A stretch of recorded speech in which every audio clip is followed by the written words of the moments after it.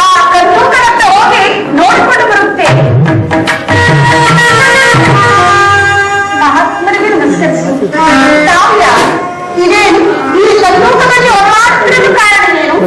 ಅಮ್ಮ, ನಾವು ನಾವಾಗಿರುತ್ತಾಯಿ ಮೊದಲು ಕೈಲೂಕದಿಂದ ಮೇಲೆತ್ತಿಕೊಳ್ಳುತ್ತಾಯಿ.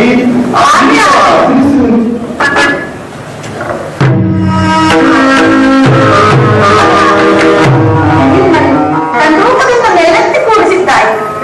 ಅಮ್ಮ, ನೀವು ಯಾರು? ನೀವು ನೋಡಿದರೆ ಈ ಕಾಡಿನಲ್ಲಿ ಬಂದು ಕಾಡು ಬೀರುತ್ತಾಯಿ. ಮಹಾತ್ಮರೇ, ನಮ್ಮದು ಜೈಲಿ ಪಟ್ಟಣ. ನಾನಾದರೂ ಇದೇ ರಾಮಲಿಂಗ ನಗರಕ್ಕೆ ನನ್ನನ್ನು ಕೊಟ್ಟು ರದ್ದು ಮಾಡಿದವರು ನನ್ನನ್ನು ಲಕ್ಷ್ಮಿ ಎಂದು ಕರೆಯುತ್ತಿರುವುದು. ತಾವು ಯಾರು? ಅಮ್ಮ,